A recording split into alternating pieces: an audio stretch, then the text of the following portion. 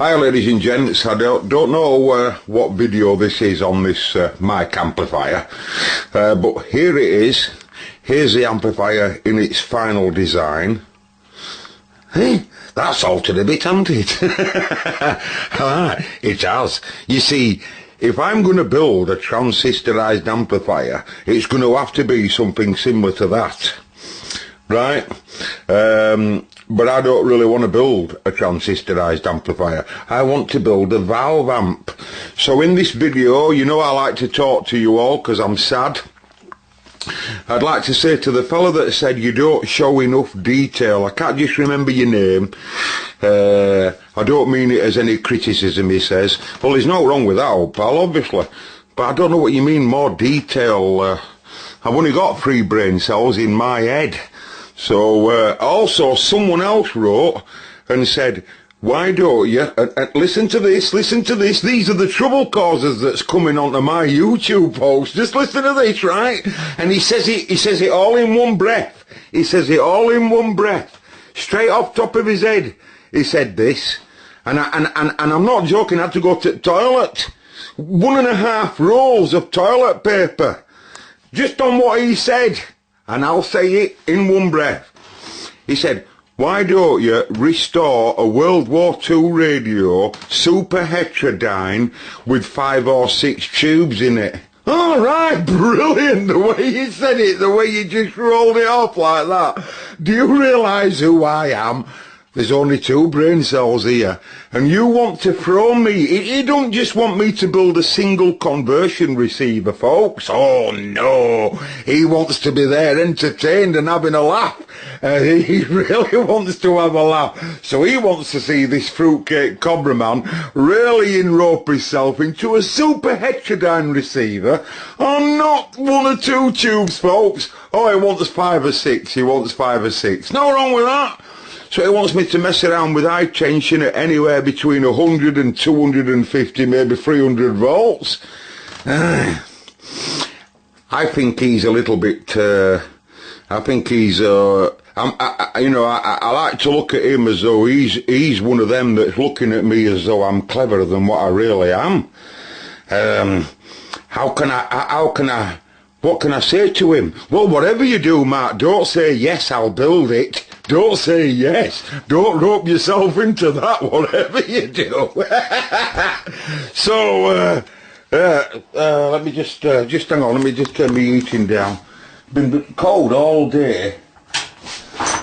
It's been cold all morning and now it's glowing. Right. That is an amp. If I were going to build one, I'd like to build. It's one I've stole from the internet. It's a name NAP 250, and this is just one half of it. Now the reason why I've got this on bench, right, is because I'm going to show you. I'm going to give you the breakdown of Bill electrically, just how Bill works roughly, right, and then I'm going to give you a breakdown of Tony there, and how Tony works, and how very, very, very similar they are. Except he's a push-pull, like, you know. He's got 2 separate stages, like, it's a little more complicated, I grant you, but, but what I'm getting at, really, is, the DC part of all that, I think is quite fascinating, on how the old transistor is just switched on, and once it's switched on, that's it, it's ready for action, and I can remember when I was younger and I was learning about a friend of mine who used to repair radios for gas board. We used to know him on radio as Japan America. And he was brilliant with Jeff, my mate Jeff. He used to shout at me all the time, you know, get a pen and paper, Mark. And I'd be drawing diagrams. He was the technician that used to repair the 2-way radios for gas board. And he really, really knew a lot about radios, full-blown amateur as well, and he was a very, very clever fella. I think he's packed up radio altogether now, by the way. But anyway, he was a clever fella, and we used to often have conversations with him about solid-state devices and turning them on, turning them off.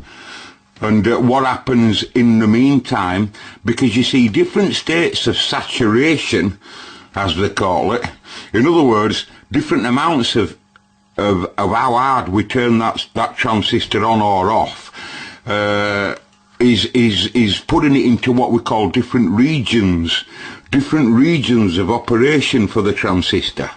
You all know yourself that if I don't give it, you know, like when I were licking my fingers touching the base on that first video there, well, I must have been creating just a little bit more at times than 0.6 of a volt, otherwise we wouldn't have seen any amplification, right? And if I were to give it too much, we'd end up with a too hard saturated switch. So it ain't going to work as an amplifier, but it would work as a switch. And also different regions of how hard I turn that tranny on, or how soft, if you like, puts the tranny in different regions of operation. And you know, and there's all kinds of understanding to go on before you can build a proper amp. You know, you have to know impedances of inputs and output. If you just look at this, that's just a one transistor amp, right? But if you look at this NAME Hi-Fi, this is a top spec amplifier, by the way. For those of you that don't know NAME Hi-Fi, go look them up. I've been to a company myself. I've actually been looking around that company, NAME, And now if you just look at where the audio input comes in, goes on to first stage, right? As it gets to the next stage, the interconnection between stages is all calculated, how much output this produces to input. You all know yourself in one video when I kept putting more input in, eventually you get to flat topping. Well, everything has to run in a nice balanced order, and everything's amplifying as it goes along the way. The whole thing's being amplified until it gets right to the right level at this end, whichever level you want, you know, an amplifier can be configured however you want it, whatever level you want it to pick up at this side to the output, whether it be an RF or an audio or whatever amp it is, you know, and that's the ratio of the amp, you know, the percentage, you know, 1% in here for 10% output, whatever, or percentage of increase, you know. And in this case you can see collector supply runs at 40 volt, but it also runs at 40 volt minus. Can you see where it says 40 volt minus and 40 volts positive? I'll get into that later on when I look at that, right? There's another amp I've been studying here as well, just not sure which one to have a go at first. If I were going to, like I say, I don't really fancy a transistor amp, I fancy a valve amp, because that's something I'd like to listen to. I don't really want to listen to transistor amps, so I don't really have a lot of interest in actually trying to make one of them.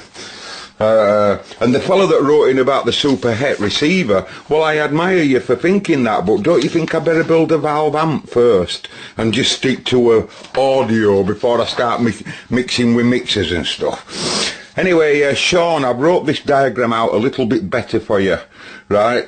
Because this is exactly as I've got it configured now.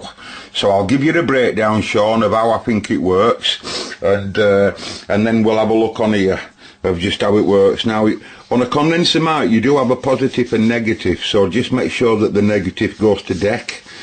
This is the same negative, by the way, that's your battery supply. Right, so your battery negative wants to connect to there, and your positive wants to connect to that point.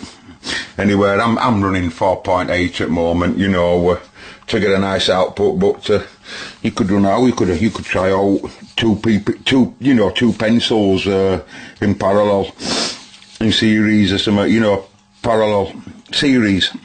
Anyway, I'm using a 10K here to drive mic. I haven't really tried it, by the way, on all different really, but it seems to work all right. And the voltage when it gets to condenser mic at this side is about 2.2. I've had a look at that. I'm using a 1 UF here, but you know, if you wanted a smaller input coming into it, like, you know, a bit louder, you could have it, you know, sorry, if it were a bit too loud, you could calm it down by doing that 0.1 rather than a 1. Obviously, like I say, that's negative to power supply. These transistors, by the way, it's an NPN device, and obviously that's grounded. so it's at 0 volts. I'll have a look at what collector supply is exactly at the collector in a minute, but we know earlier on that the base sits at 0.6. And we know that that's 100k, that's 10k. Transistors are 222 in my case now, but you could use all of them. That's why I've wrote there BC 140, right? But you can use you can use, like I say, a 1.4 or right up to a 1.5 or a 1.6. Or even an ECG, you could use 1,000 transistors for that. It's just such a common tranny, and that's its pin out, of that particular tranny, the 222. Right, so using me Evo now, we'll just give you a little breakdown of how it runs. Now, what I want you to bear in mind, this is one thing that I adored when I first learnt this, is how the whole amplifier, in our case right now, is if you can just think about, if you can forget the audio running on it, if you can forget the whole idea that it's an RF amplifier or an audio amplifier, and just forget all of that, and just bear in mind that there must be DC conditions for any of that lot to work, whether it be an RF amp or an audio amplifier. There must be laws of DC condition before that amplifier will do anything, right? So first of all, I'll talk about the laws, and any one of them laws are missing and it just won't work. And then we can talk about the alternating voltage that's on it, i.e. the AC. Okay, so you know as well as I that we've got 4.8 going into it, 4.8 going into it, and the 4.8 it obviously comes here at this point here, right? So one branch goes off and goes through that 10k resistor, and in our case drives the microphone. It's that puts that voltage there, and because the microphone's strapped to deck, there's the mic. Now the input is there. The microphone's input is actually there because now it's a condenser mic, as you know, but like I said earlier, once it's got its supply, but the audio that's on it is in AC. And that's why we have this capacitor here, because if we didn't have that capacitor, we'd be connecting that 2.2 volts straight to base at tranny, so you're never going to get 0.6 there, right? So we must have a capacitor for isolation, and also to allow the audio to pass, because audio's right here. We want the audio to pass, but we don't want that DC to pass, right? So you've got to create the right conditions for the amp to work, right? We must turn the tranny on. So we need at least something like 0.5, 0.6, 0.4, 5, 6 of a volt, depending on what tranny. And about that is going to turn it on and put it in the region where we want it. And that's what that resistor's doing. He gets his supply because he comes through that 100k, carries on and supplies the tranny, which we'll have a look in a minute and see what we've got there.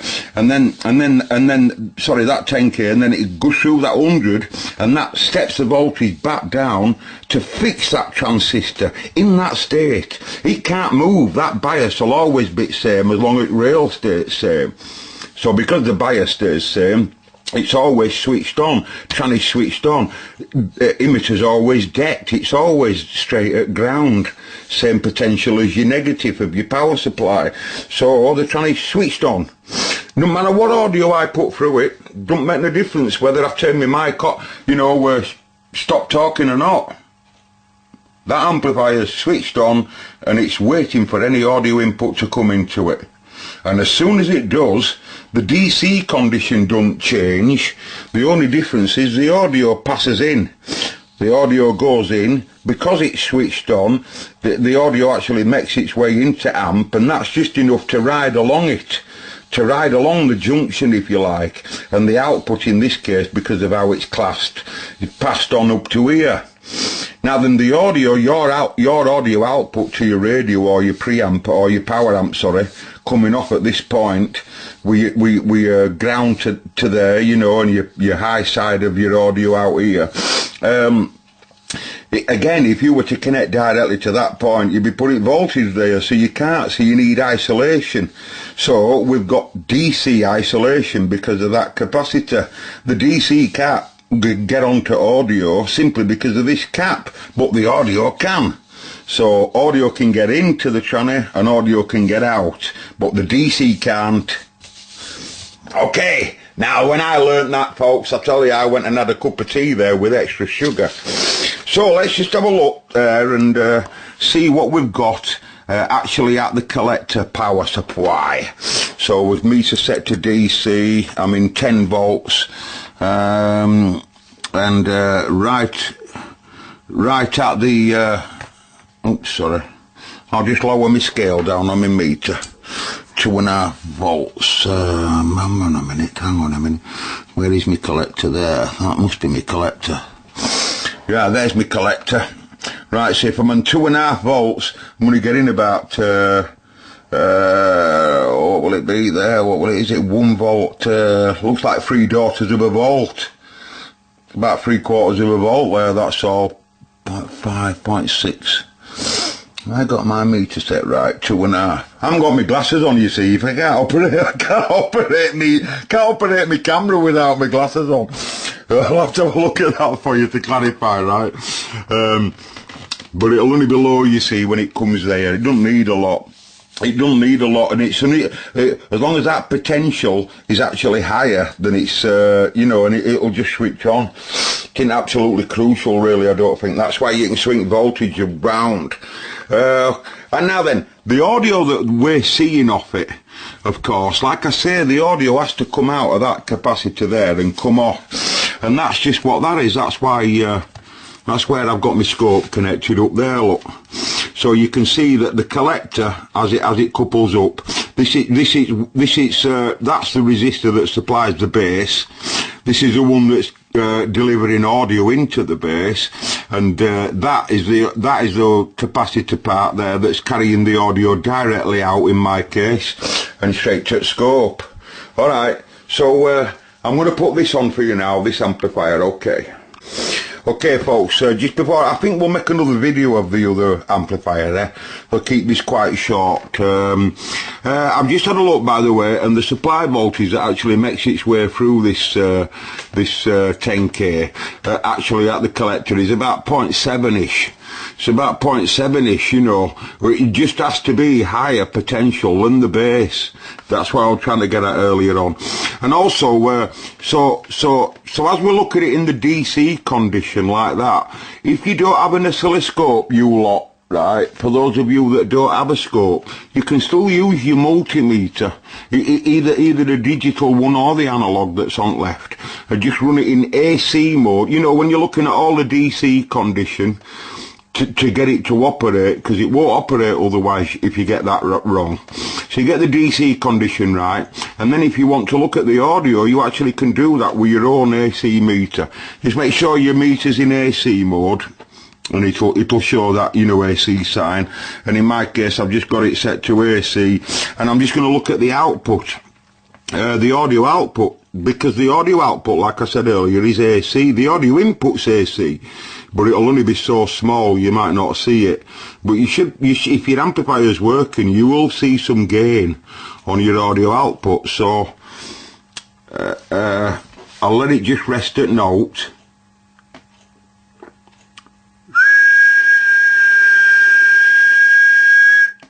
And there you can see us gain in AC. Obviously it's at an audio rate right now because it's fluctuating around, but you know what I'm saying, if you were to put a tone into that or just whistle, you'd be able to calculate its gain as well.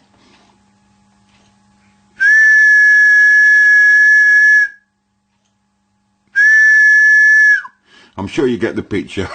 Anyway, I'll make another video on one of those, because it's a bit more complicated how a push-pull works, and I'd have to set bench up different to show you. Alright, so I'll catch you in a bit, folks. Just a bit of a breakdown of that amp.